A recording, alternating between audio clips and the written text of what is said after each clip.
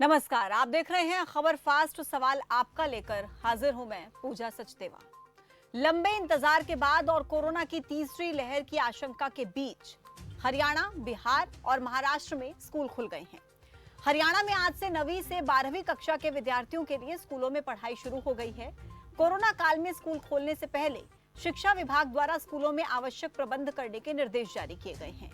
स्कूलों में बच्चों को निश्चित दूरी पर बैठना होगा, मास्क लगाकर रखना होगा, थर्मल स्कैनिंग के बाद स्कूल में एंट्री होगी। शिक्षा विभाग की तरफ से विद्यार्थियों के अभिभावकों से सहमति पत्र मांगे गए हैं। स्कूलों में व्यवस्था जांचने के लिए शिक्षा विभाग के अधिकारी समय समय पर निरीक्षण करेंगे। इसमें देखा जाएगा कि स्कूल में किसी तरह की कोई लापरवाही तो नहीं की जा रही।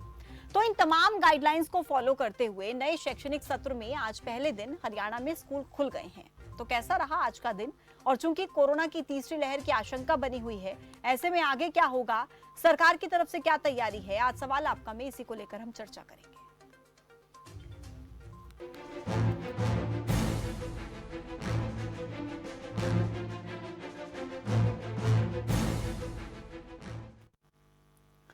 अगस्त के अंत तक देश में कोरोना की तीसरी लहर आ सकती है। जी हां, अगस्त के अंत तक कोरोना की तीसरी लहर आ सकती है, इसका अनुमान जताया है Indian council of medical research ICMR division of epidemiology and communicable diseases के प्रमुख डॉक्टर समीरन पांडा ने। डॉक्टर समीरन पांडा ने कहा है कि कमजोर इम्यूनिटी के लोग कोरोना की इस लहर में आसानी से चपेट में आ सकते हैं।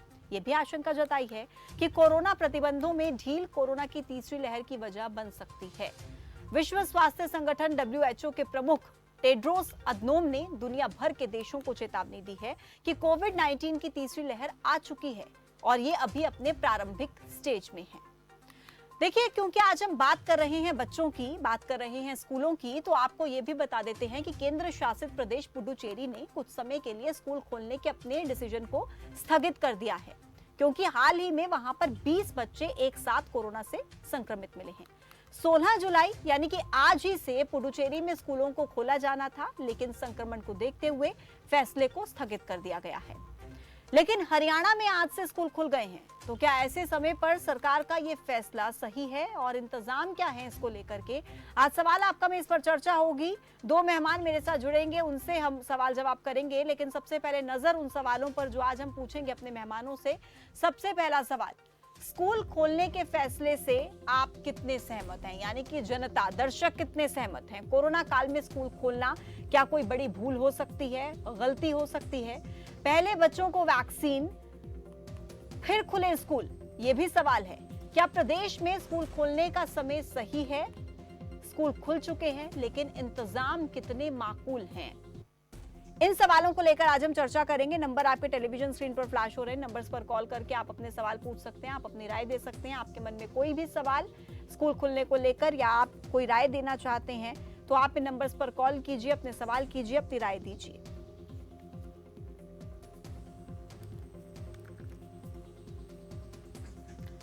दो मेहमान मेरे साथ जुड़ गए हैं। सबसे पहले उनका तारुफ आपसे करा देती हूँ। प्रवक्ता हैं बीजेपी की वंदना पोपली, इस वक्त हमारे साथ जुड़ गए हैं, और साथ ही प्राइवेट स्कूल एसोसिएशन के प्रेसिडेंट हैं एसएस गोसाई, वो भी इस वक्त हमारे साथ जुड़ गए हैं। दोनों का बहुत बहुत स्वागत है।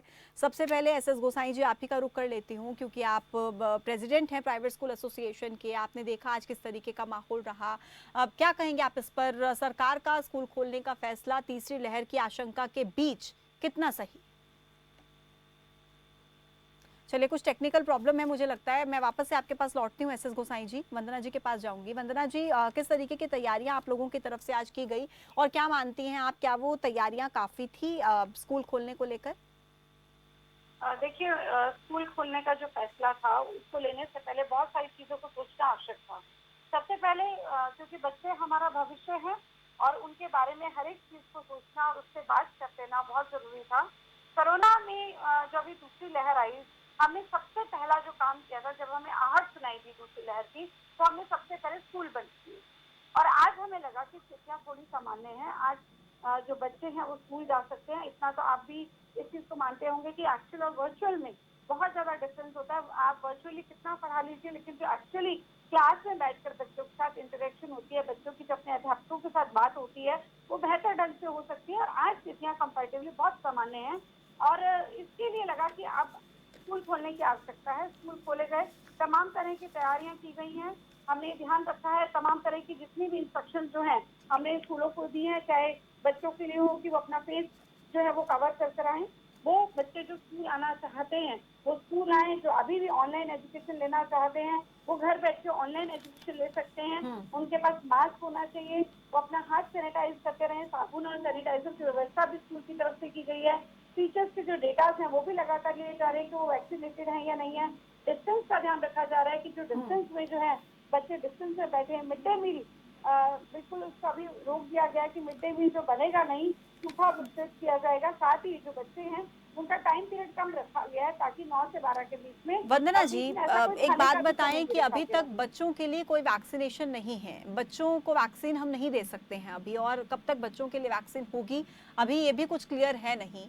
तो ऐसे में क्या ये सही समय था स्कूल खोलने का, क्योंकि तीसरी लहर की आशंका है, और हरियाणा में जब पहले स्कूल खोले गए थे उस वक्त पर भी हमने देखा था किस तरीके से बच्चे संक्रमित होना शुरू हुए थे। पुडुचेरी में आज 20 बच्चे एक साथ में संक्रमित मिले हैं, उन्होंने अपने डिसीजन को स्थगित कर दिया है।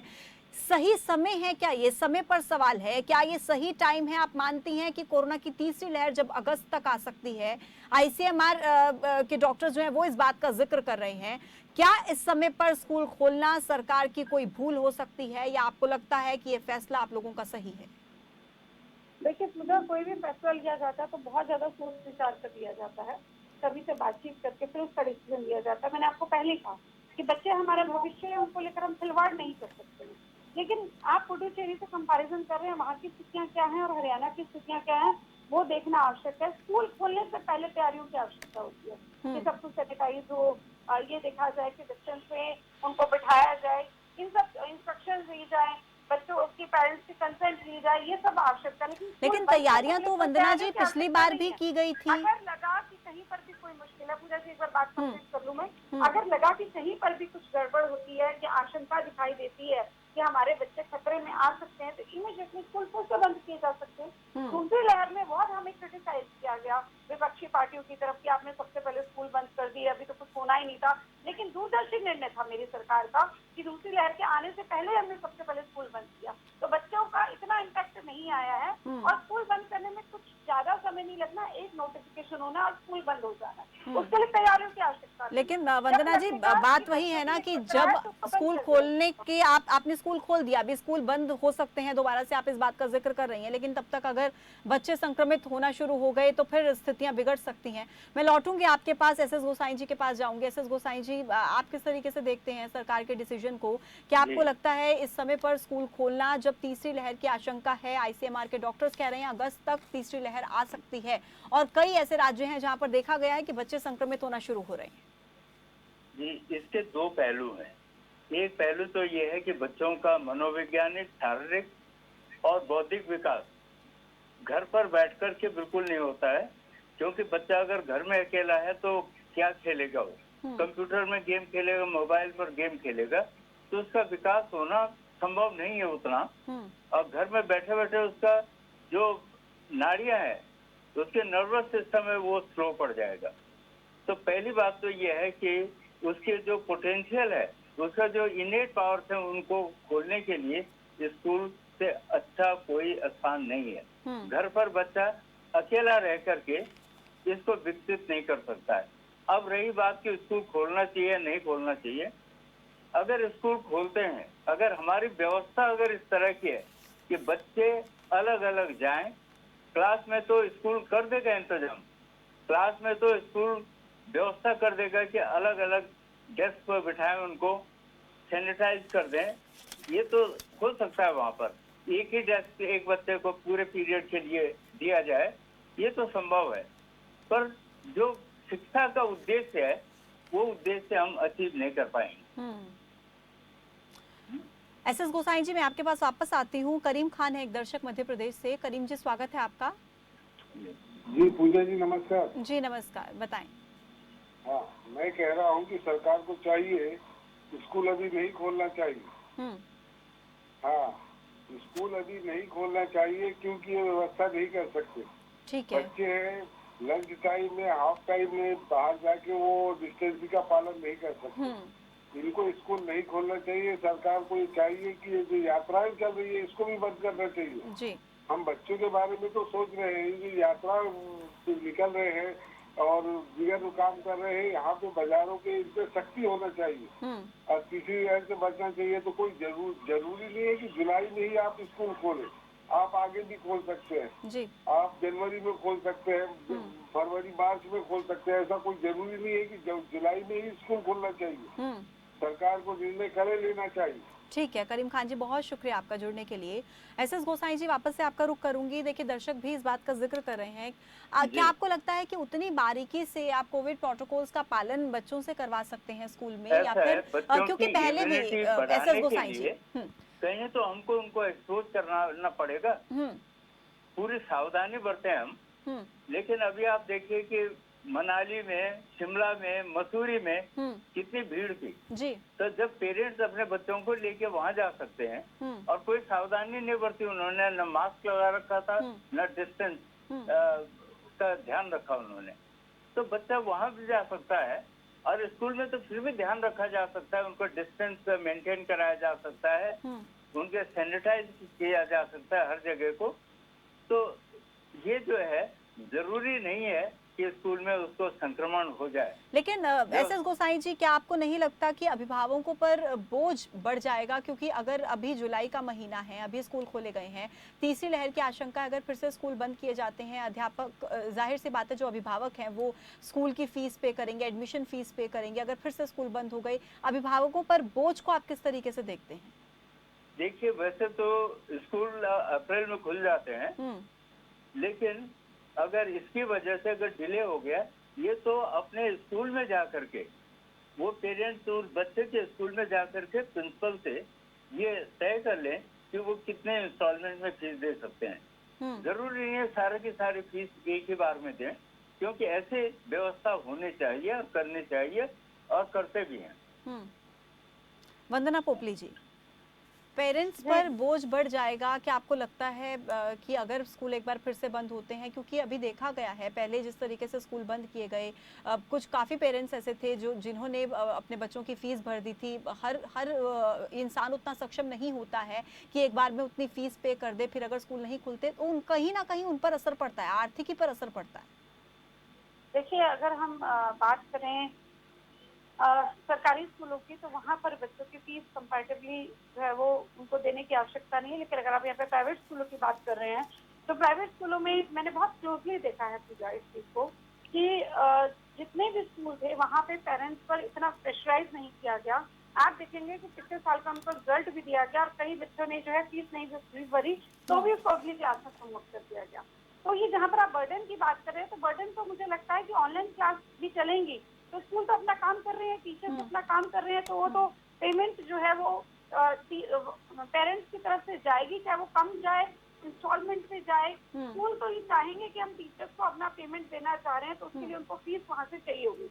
हो सकता है वो कुछ फंड्स है वो माफ करने से ट्यूशन फीस मांग ले, वो सिचुएशन अलग है। मैं इस चीज को मानती हूँ कि बर्डन तो रहेगा, लेकिन बच्चों को पढ़ाना भी तो हमारा ही डिसीजन है कि हमें वंदना बच्चों को पोपली जी, पढ़ाना है। क्या स्कूल खोलने का डिसीजन लेने से पहले पेरेंट्स एसोसिएशन से सरकार की कोई बातचीत हुई, या किस तरीके से आप लोगों ने डिसीजन लिया? ये देखिए लगातार जो है बात भी चल रही थी, और अभी भी आपको बताना चाहूंगी कि हमारे हर एक स्कूल में कमेटी बनी हुई है, जिसमें हेड ऑफ जो स्कूल है वो भी इंक्लूडेड है, पेरेंट्स भी इंक्लूडेड है, टीचर्स भी इंक्लूडेड हैं। जो भी डिसीजन लिए जाएंगे कोरोना टाइम में, इवन हमने एक फंड भी रखा गया है सरकारी स्कूलों में, जो सब कोरोना में जो जरूरत है उसको लेकर रखा गया है कि अगर कुछ आवश्यकता पड़ जाती है, सैनिटाइजर्स हैं या कुछ और आवश्यकता पड़ जाती है, वो भी उनको वहां से मिल जाएगा। साथ ही साथ गवर्नमेंट लगातार सैनिटाइजर्स वगैरह भी प्रोवाइड करा रही है। अभी यहाँ पे करीम खान जी जुड़े थे, उन्होंने कहा कि सरकार को स्कूल नहीं खोलना चाहिए। तो ऐसे ही जो व्यूज हैं वो पेरेंट्स के अलग अलग हो सकते हैं। कुछ कहेंगे कि खोल दीजिए,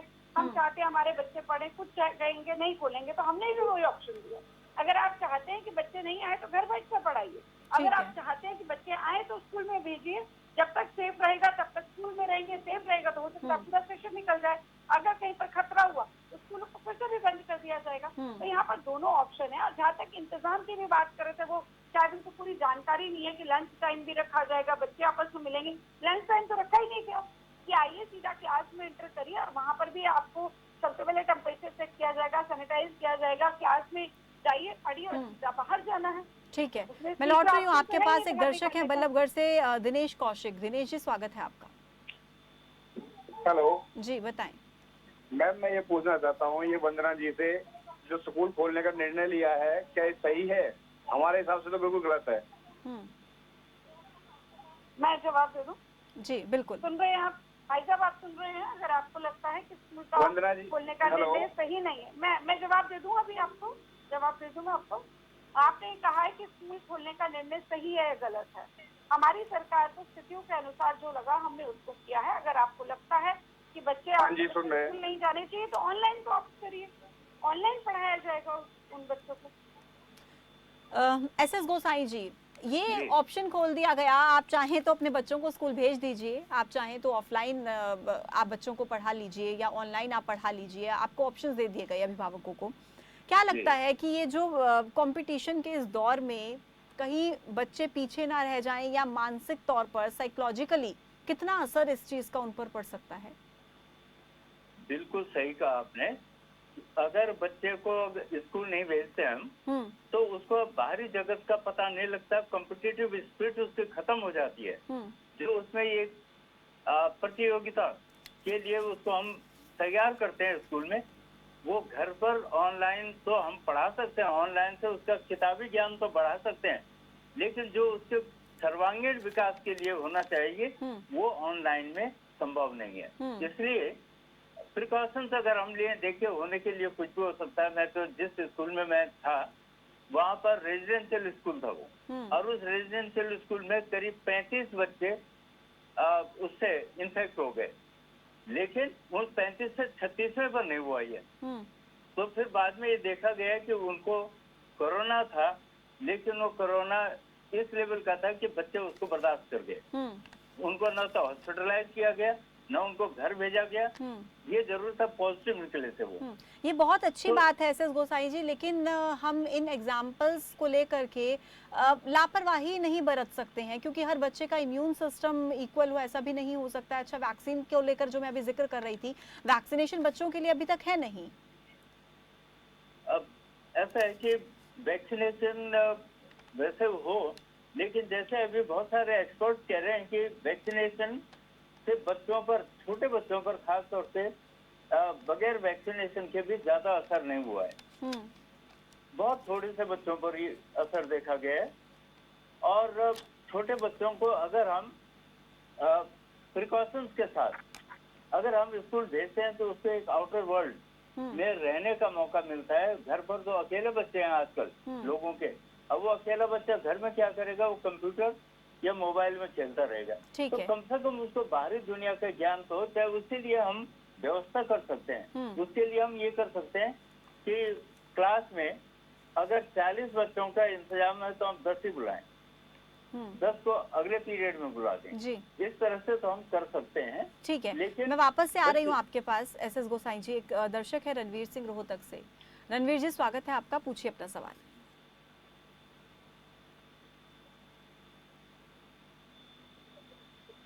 हेलो। हाँ जी, पूछिए अपना सवाल।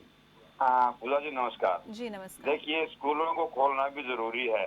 बच्चों को स्कूल में नहीं जाएंगे तो घर पे वो प्रोग्रेस नहीं कर सकते। लेकिन स्कूल के अंदर न तो सैनिटाइज है, न मास्क है, न डिस्टेंसिंग है। इन चीजों का बहुत ध्यान रखा जाए और स्कूलों को खोला जाए, लेकिन टीकाकरण की भी हो सके तो कोशिश की जाए। लेकिन मैं अपनी वंदना पॉपुलर बहन जी से पूछना चाहता हूँ, ये कहते सरकार तीसरी लहर के लिए तैयार है, क्या आपने कोई मेडिकल स्टाफ भर्ती किया है? क्या आपने कोई बिल्डिंग नहीं बनाई, चालू किया है? अरे कितने जनसंख्या है हमारे, कितने डॉक्टरों की संख्या है। आप तरक्की तो कुछ भी नहीं कर रहे, प्रोग्रेस तो सिर्फ एक ढंडोरा पीटने में लगे हुए हर काम में। कोई भी एक पॉलिसी आप ये बता दीजिए कि ये हम लेकर आए। मैं पूजा जी इसीलिए कहा था कि देश में कानून बनना चाहिए। जिस जिले का एमएलए मंत्री है उससे बाहर उसका और उसके परिवार का इलाज करने की परमिशन नहीं होनी चाहिए, ताकि इनको पता चले कि हालात क्या है। इन्होंने गांव में कहीं सैनिटाइज कराया कोरोना टाइम के अंदर? ठीक है जी किसी का रणवीर जी, देखिए महत्वपूर्ण बातों का जिक्र आपकी तरफ से किया जा रहा है। आप, मुझे याद है आप कल भी हमारे साथ जुड़े थे, इस बात का जिक्र आपने किया था। आपका बहुत शुक्रिया, आप हमारे साथ जुड़े, अपना सवाल रखा। एक दर्शक हैं आरसी वर्मा। वर्मा जी स्वागत है आपका, कहाँ से बात कर रहे हैं आप? मैं कालका से बात कर रहा हूँ। हाँ जी, आरती शर्मा मेरा नाम है। मैं स्कूलों से बहुत अच्छे से जानता हूँ, मेरा अपना स्कूल भी है और बहुत सालों से चला रहे हम। तो ये जो थर्ड वेव आ सकती है, बच्चों को हमें सुरक्षित रखना चाहिए अपने घर में, क्योंकि हेल्थ सबसे ज्यादा इम्पोर्टेंट है। चाहे वो क्या है, बच्चे चाहे बड़े हैं। आज किसी के भी अभी कंपनियों में क्या है, कोरोना टेस्ट कराया, 100 में से 2 या 3 या 4 कोरोना के अभी भी पेशेंट आ रहे हैं। बिल्कुल, बहुत शुक्रिया आपका जुड़ने के लिए। वंदना जी, देखिए अभी भी हम इस तरीके से नहीं देख सकते कि मामले एकदम कम हो गए हैं। बीते 15 दिनों में 40,000 के आसपास देश में रोज मामले आ रहे हैं। उससे पहले थोड़ा सा स्थिति बेहतर थी, अभी भी पहले से बेहतर जरूर है, लेकिन अभी भी केसेस सामने आ रहे हैं, लोगों की जान तक जा रही है। जी पूजा जी, बिल्कुल देश में बहुत सारे ऐसे राज्य हैं जहाँ पर स्थिति समय गंभीर है, लेकिन हरियाणा में जो स्थिति है कंपैरेटिवली संभली हुई है। और अभी मैं सुन रही थी कि एक यहाँ पर रोहतक से जुड़े थे, उन्होंने कुछ एक प्रश्न भी रखे। उन्होंने कहा कि स्कूल खुलने चाहिए लेकिन फैसिलिटीज नहीं है। सबसे पहले सैनिटाइजर एक एक गांव एक एक शहर में किया गया था। मैंने खुद अपने आप ऑब्जर्व किया है इन चीजों को। जो सैनिटाइजर है वो लगातार करा रहे थे, और बीडीपीओ खुद जाके उन्होंने सैनिटाइज कराया था स्कूलों को, गाँव को। और दूसरी बात यहाँ पर ये कह रहे हैं कि सैनिटाइजर नहीं है, मास्क नहीं है। मुझे लगता है 70 लाख लोगों को भारतीय जनता पार्टी संगठन, सरकार की बात नहीं कर रही हूँ, सिर्फ भारतीय जनता पार्टी ने मास्क बांटे थे। इसके अलावा सरकार भी लगातार ये काम कर रही है। सैनिटाइजर के बड़े बड़े केन्स मैंने अपने सामने स्कूलों में उतरते हुए देखे हैं, जो कि ताकि उस स्कूलों को सैनिटाइज। वंदना जी, वो ये भी पूछ रहे थे कि आप लोगों ने कितना मेडिकल स्टाफ भर्ती किया? साबुन से भी हाथ धोइए, साबुन से भी हाथ धो सकते हैं। मेडिकल स्टाफ भी हमने बढ़ाया है।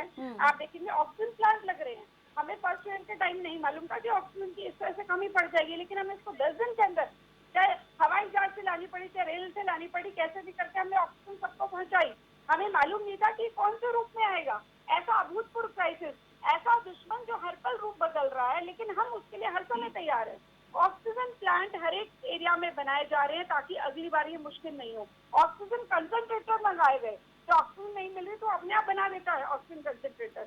हमने अपनी तरफ से हर एक कोशिश की गई है। इवन जो मेडिकल के लास्ट ईयर के स्टूडेंट्स हैं, उनको भी उतार दिया गया कि आप भी उतरिए, चलिए मदद करिए, क्योंकि उनकी पढ़ाई इस लेवल की हो चुकी है कि वो मदद कर सकते थे। कितने बेड्स बढ़ाए गए अस्पतालों में, कितने बेड्स की व्यवस्था अब तक हो चुकी है वंदना जी? जो टोटल बेड्स हैं उनका अगर आप नंबर अगर डिस्ट्रिक्ट वाइज कहेंगे तो मैं आपको बता दूंगी जरूर। लेकिन आप देखेंगे अगर हमें इमीडिएटली जरूरत पड़ी तो मुख्यमंत्री जी ने खुद जाके हिसार में, गुड़गांव में, जहाँ जहाँ जो 500 बेड के हॉस्पिटल की जरूरत पड़ी, पानीपत की बात कर लीजिए, वहाँ पर 500 बेड के हॉस्पिटल उन्होंने वहाँ पर बनाए। लेकिन एक चीज और भी है पूजा, इस चीज को समझिए कि जब सेकेंड वेव आई तो उस समय हमारे पास जितने भी लोग थे, जितने भी हमारे पास पेशेंट थे, अधिकतर दिल्ली के आसपास के डिस्ट्रिक्ट में दिल्ली से आए हुए थे। हमने तो उनका भी ट्रीटमेंट किया, तो अपने लोगों का ट्रीटमेंट क्यों नहीं करेंगे? वो भी हमारे हैं, हरियाणा वाले भी हमारे, हमने तो कोई भेदभाव नहीं रखा। मैं रेवाड़ी में रहती हूँ, तकरीबन 2 घंटे का रास्ता है दिल्ली का, लेकिन हमारे सारे जो बेड्स हैं हॉस्पिटल के सारे भरे हुए थे दिल्ली के पेशेंट से।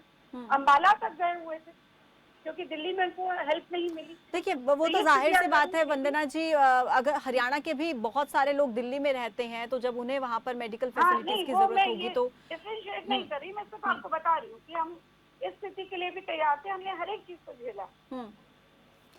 एसएस गोसाई जी, दरअसल बात यह है कि बच्चों को लेकर हम कोई रिस्क इसलिए भी नहीं ले सकते क्योंकि अगर एक भी बच्चा संक्रमित होता है तो मैं छोटे बच्चों की भी यहाँ पर बात करूंगी, तो वो अपने परिवार वालों को साथ में संक्रमित कर सकता है क्योंकि वो पूरे तरीके से अपने पेरेंट्स पर डिपेंड है। रिस्क हम इसलिए नहीं ले सकते क्योंकि स्प्रेडर के तौर पर एक बच्चा जो है काम कर सकता है अगर वो संक्रमित होता है तो। मैडम, ये हाइपोथेसिस है कि अगर ऐसा होगा तो ऐसा हो जाएगा, ऐसा होगा तो ऐसा हो जाएगा, और ये अभी जो है कोरोना का पता नहीं कि कितना पीरियड तक चलेगा, तो कितने दिन तक हम अपने घर के 4 दीवारियों के अंदर बंद रखेंगे बच्चों। लेकिन एसएस गोसाई जी देखिए, हम उम्मीद करते हैं, आशा करते हैं, ये प्रार्थना करते हैं कि कोरोना की तीसरी वेव आए ही ना, लेकिन अगर हम उसके बारे में सोचेंगे नहीं तो तैयारी होगी कैसे? दूसरे पहलू पर भी बात करना जरूरी होगा ना। उसके लिए देखिए प्रिकॉशंस जो है, मास्क लगाएं, सैनिटाइज करें, डिस्टेंस मेंटेनिंग करें। मेरे ख्याल से कोई चिंता की बात नहीं है। नहीं, और पर बच्चों को इंटरेक्शन के लिए, एक दूसरे के साथ इंटरेक्शन के लिए कहीं ना कहीं कोई इंतजाम होना चाहिए, और वो इंतजाम सिर्फ स्कूल में हो सकता है। तो अगर स्कूल में हम सारे बच्चों को नहीं, जैसे कि गवर्नमेंट ने सजेस्ट किया है कि आधे बच्चों को भेज दो, तो ठीक है, कोई गलत नहीं है इसमें। क्या आधे बच्चे अगर स्कूल में जाते हैं तो अपने आप ही एक 40 के जो कैपेसिटी है क्लासरूम की, उसमें 20 बैठेंगे, और उन 20 का हर डेस्क पर एक जगह वो लिखा रहेगा कि वो हर पीरियड में उसी पर बैठे हो। ठीक है। एसएस गोसाई जी, अगर कोई बच्चे, भगवान ना करे, अगर ऐसा कोई केस आते हैं, संक्रमित मिलते हैं, तो आपको क्या लगता है तुरंत प्रभाव से फिर स्कूलों को बंद कर देना चाहिए एक बार फिर से? नहीं, आइडेंटिफाई किया जाए कि कितने बच्चे संक्रमित हुए हैं, तभी किया जाना चाहिए। नहीं तो कभी कभी कंट्रोल हो सकता है, जब आपस में मिल ही नहीं रहे बच्चे, जब आपका पूरा ध्यान रख रहे हैं कि वो डिस्टेंसिंग हो, और उनका सैनिटाइज हो रहा है। पूजा एक गाइडलाइन है सरकार की तरफ से, अगर एक भी बच्चा संक्रमित हो जाता है किसी स्कूल में तो स्कूल इमीडिएटली बंद होगा। ठीक है, ठीक है, ये तो गाइडलाइन में आया है। ये महत्वपूर्ण बात है वंदना जी, ये बहुत महत्वपूर्ण बात है। जरूरी भी है कि अगर एक भी केस आता है तो वो ना फैले, उसके लिए वहीं पर उसको कंट्रोल करने के लिए मेजर्स उठाने जरूरी है। ये सरकार ने पहले से ही इंस्ट्रक्शन दे दी है कि अगर एक भी बच्चा संक्रमित पाया जाता है तो स्कूल को बंद करना ही पड़ेगा। चलिए, बहुत शुक्रिया आप दोनों का मेरे साथ इस खास कार्यक्रम में जुड़ने के लिए और तमाम सवालों के जवाब देने के लिए। तो देखिए, हरियाणा में आज से स्कूल तो खुल चुके हैं। सरकार कह रही है पूरे माकूल इंतजाम हम लोगों ने स्कूल खोलने को लेकर कर दिए हैं। सोशल डिस्टेंसिंग का पालन होगा, सैनिटाइजर किया जाएगा और साथ ही साथ स्क्रीनिंग भी की जाएगी। एक भी बच्चा अगर स्कूल में संक्रमित पाया जाता है तो तुरंत प्रभाव से स्कूलों को बंद कर दिया जाएगा। लेकिन हमें ये नहीं भूलना कि तीसरी लहर की आशंका अभी भी बनी हुई है और लगातार WHO की तरफ से तो ये कहा गया है कि तीसरी लहर की शुरुआत हो चुकी है। हालांकि ICMR के जो डॉक्टर्स हैं उनका कहना है कि अगस्त के एंड तक तीसरी लहर आ सकती है। ऐसे में हमें खुद को और अपने बच्चों को सुरक्षित रखना है, ये हमारी भी जिम्मेदारी है। और अपना खूब ख्याल रखिए, अपने बच्चों का भी ख्याल रखिए। मेरे साथ सवाल आपका में अभी के लिए फिलहाल इतना ही। तमाम बड़े अपडेट्स के लिए आप जुड़े रहिए खबर फास्ट के साथ। नमस्कार।